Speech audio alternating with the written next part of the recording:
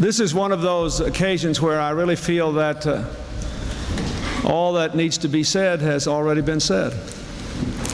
I thank Catherine and David for introducing me, for all the school children of Northern Ireland who are here today, and for all whom they represent. A big part of peace is children growing up safely, learning together and growing together.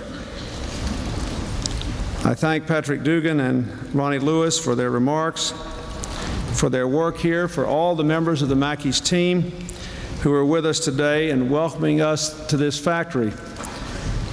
I was hoping we could have an event like this in Northern Ireland at a place where people work and reach out to the rest of the world in a positive way, because a big part of peace is working together for family and community and for the welfare of a common enterprise.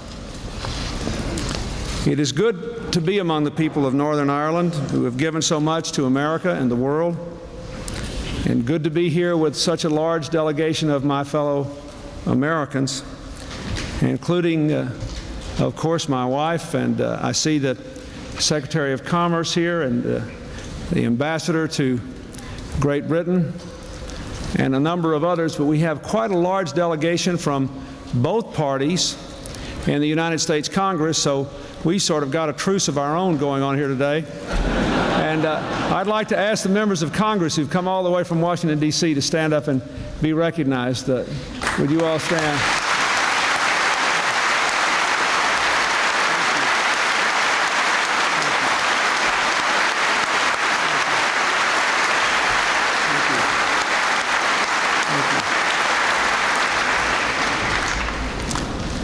Many of you perhaps know that 1 in 4 of America's presidents trace their roots to Ireland's shores, beginning with Andrew Jackson, the son of immigrants from Carrickfergus, to John Fitzgerald Kennedy, whose forebears came from County Wexford.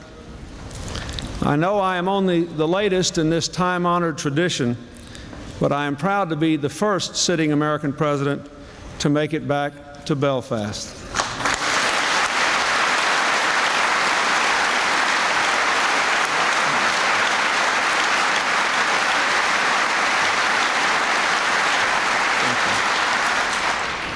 At this holiday season, all around the world, the promise of peace is in the air. The barriers of the Cold War are giving way to a global village where communication and cooperation are the order of the day. From South Africa to the Middle East, and now to troubled Bosnia, conflicts long thought impossible to solve are moving along the road to resolution.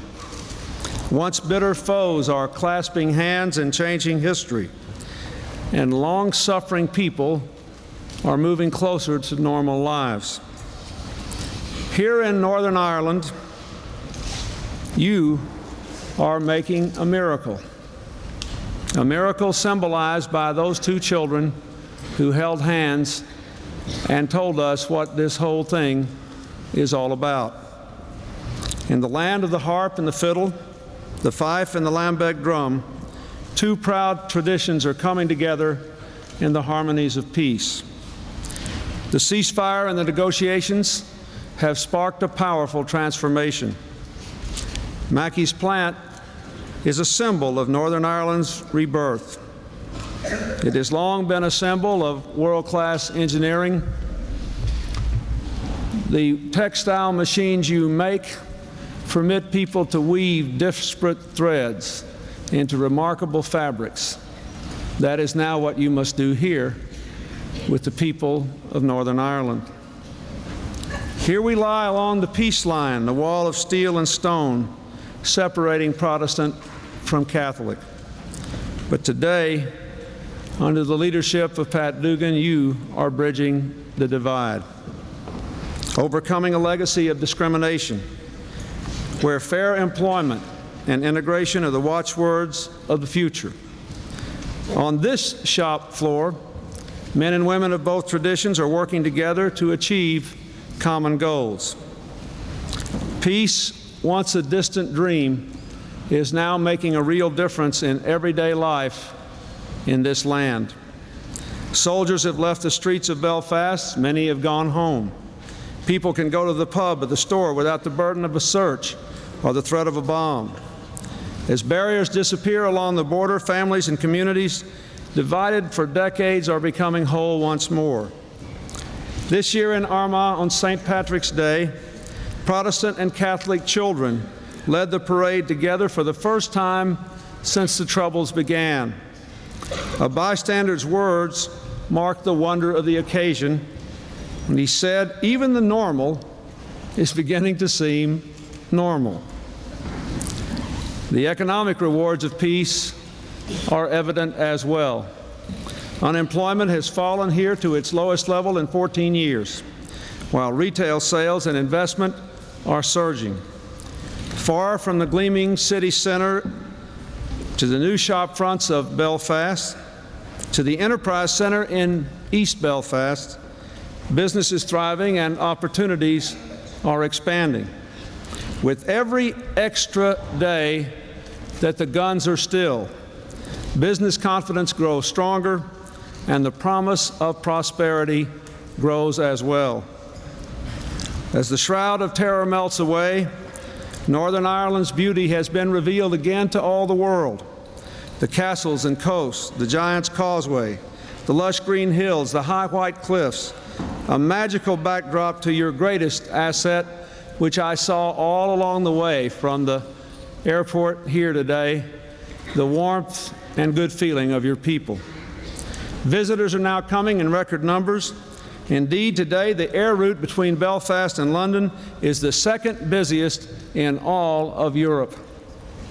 I want to honor those whose courage and vision have brought us to this point. Prime Minister Major, Prime Minister Bruton, and before him Prime Minister Reynolds laid the background and the basis for this era of reconciliation. From the Downing Street Declaration to the Joint Framework Document, they altered the course of history. Now, just in the last few days, by launching the Twin Track Initiative, they have opened a promising new gateway to a just and lasting peace. Foreign Minister Spring, Sir Patrick Mayhew, David Trimble, and John Hume all have labored to realize the promise of peace. And Jerry Adams, along with loyalist leaders such as David Irvine and Gary McMichael, helped to silence the guns on the streets and to bring about the first peace in a generation.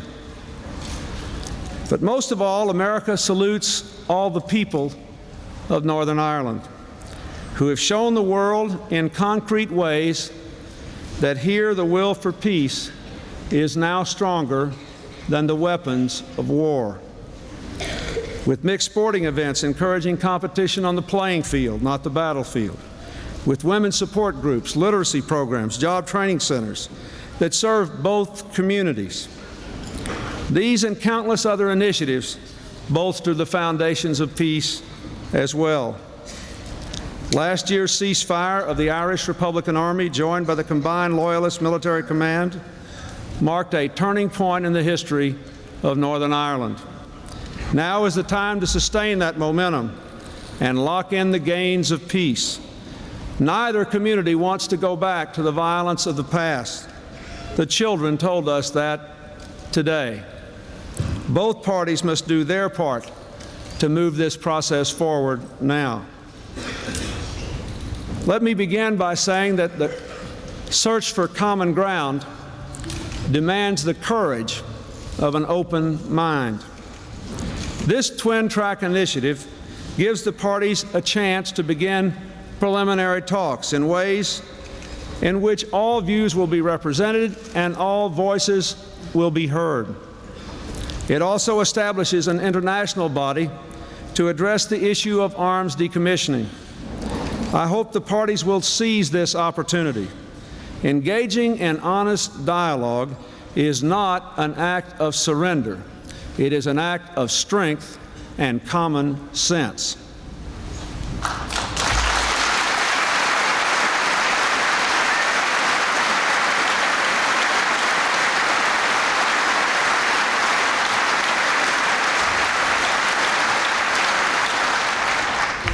Moving from ceasefire to peace requires dialogue.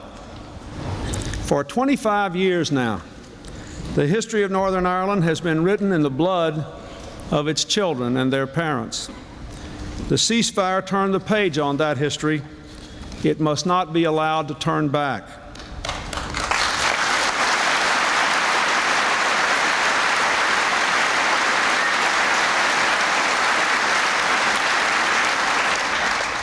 There must also be progress away from the negotiating table. Violence is lessened, but it has not disappeared. The leaders of the four main churches recently condemned the so-called punishment beatings and called for an end to such attacks. I add my voice to theirs.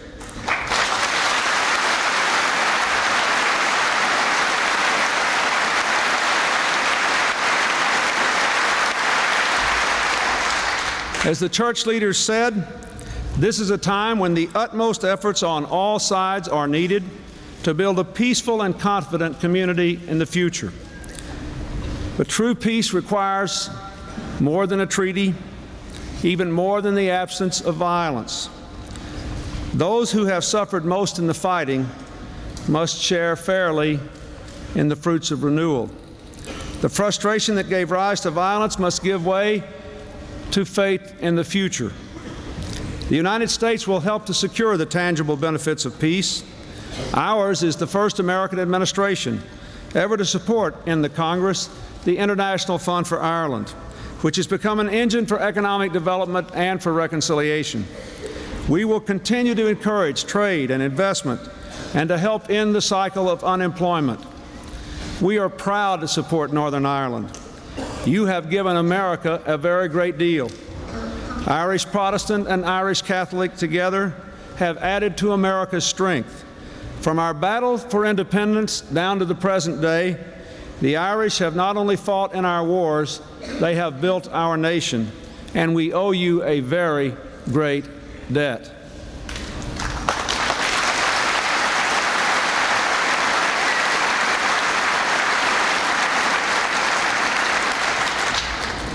Let me say that of all the gifts we can offer in return, perhaps the most enduring and the most precious is the example of what is possible when people find unity and strength in their diversity. We know from our own experience, even today, how hard that is to do. After all, we fought a great civil war over the issue of race and slavery, in which hundreds of thousands of our people were killed. Today, in one of our counties alone, in Los Angeles, there are over 150 different ethnic and racial groups represented. We know we can become stronger if we bridge our differences. But we learned in our own Civil War that has to begin with the change of the heart. I grew up in the American South, in one of the states that tried to break from the American Union. My forebears on my father's side were soldiers in the Confederate Army. I was reading the other day a book about our first governor after the Civil War, who fought for the Union Army and who lost members of his own family. They lived the experience so many of you have lived. When this governor took office and looked out over a sea of his fellow citizens who fought on the other side, he said these words: "We have all done wrong. No one can say his heart is altogether clean and his hands altogether pure. Thus, as we wish to be forgiven, let us forgive those who have sinned against us and ours." That was the beginning of America's reconciliation, and it must be the beginning of Northern Ireland's reconciliation.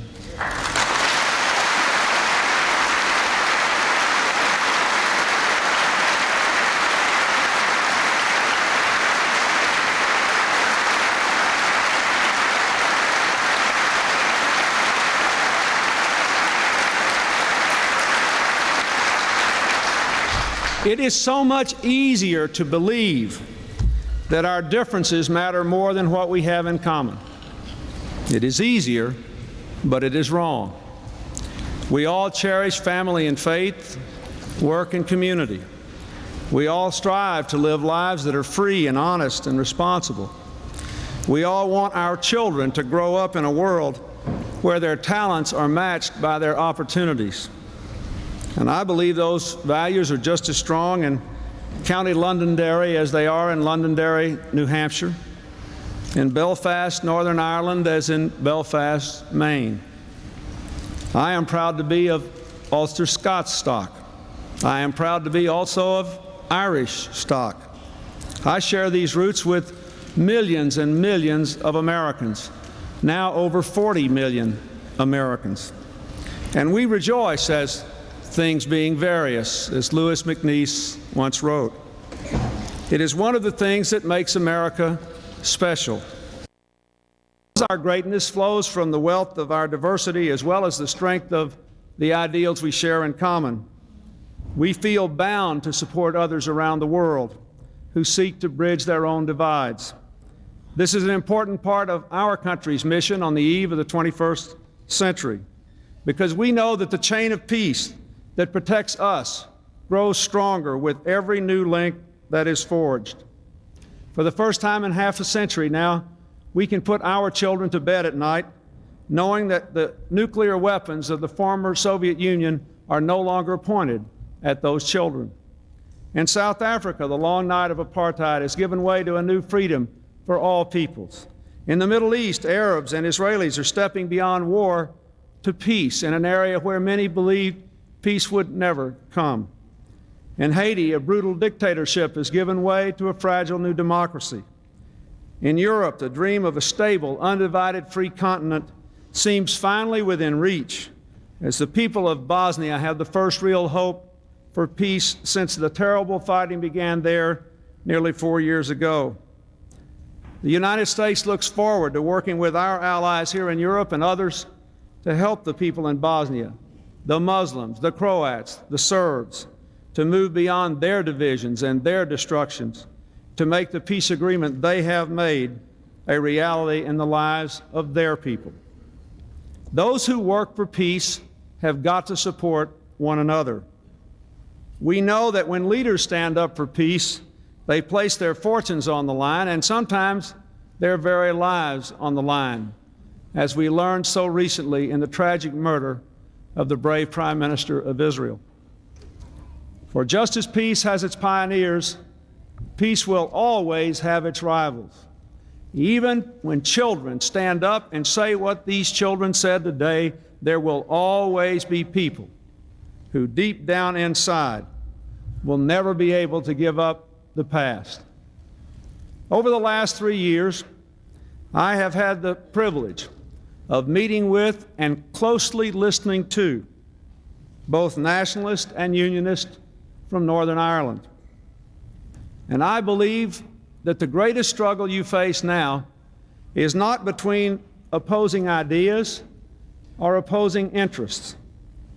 The greatest struggle you face is between those who deep down inside are inclined to be peacemakers and those who deep down inside cannot yet embrace the cause of peace. Between those who are in the ship of peace and those who are trying to sink it. Old habits die hard. There will always be those who define the worth of their lives not by who they are, but by who they aren't. Not by what they're for, but by what they are against. They will never escape the dead-end street of violence. But you, the vast majority, Protestant and Catholic alike, must not allow the ship of peace to sink on the rocks of old habits and hard grudges.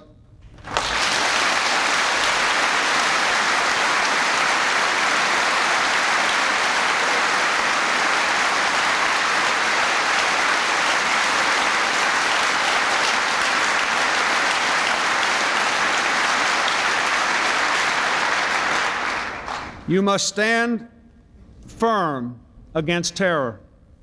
You must say to those who still would use violence for political objectives, you are the past.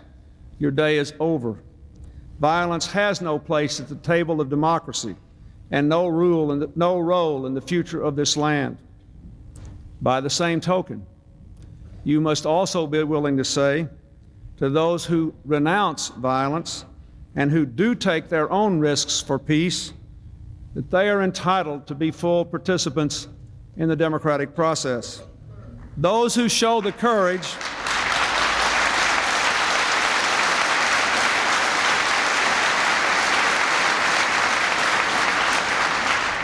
Those who do show the courage to break with the past are entitled to their stake in the future. As leaders for peace become invested in the process, as leaders make compromises and risk the backlash, people begin more and more, I have seen this all over the world, they begin more and more to develop a common interest in each other's success, in standing together rather than standing apart. They realize that the sooner they get to true peace, with all the rewards it brings, the sooner it will be easier to discredit and destroy the forces of destruction. We will stand with those who take risks for peace in Northern Ireland and around the world. I pledge that we will do all we can through the International Fund for Ireland and in many other ways to ease your load. If you walk down this path continually, you will not walk alone. We are entering an era of possibility unparalleled in all of human history. If you enter that era determined to build a new age of peace, the United States of America will proudly stand with you.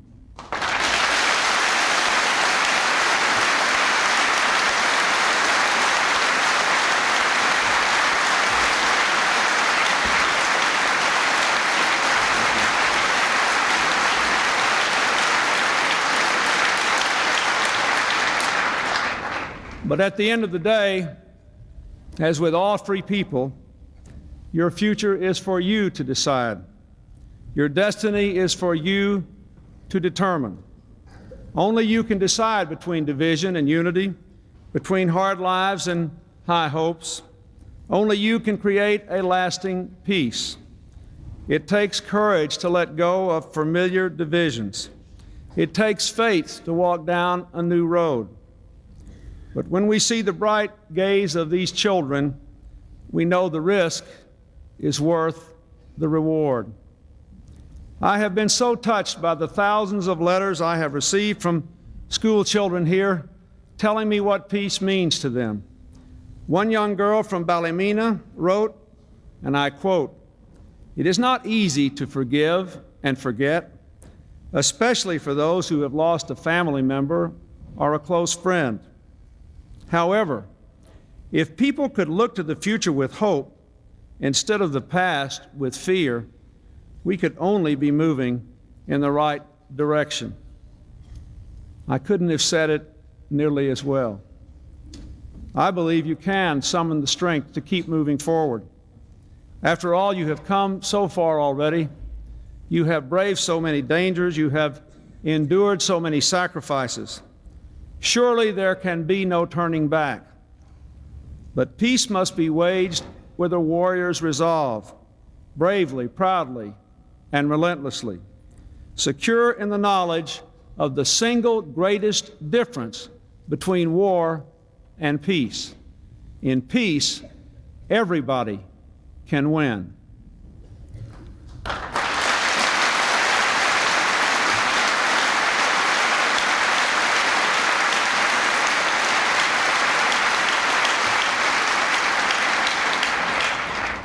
I was overcome today when I landed in my plane and I drove with Hillary up the highway to come here by the phenomenal beauty of the place and the spirit and the goodwill of the people.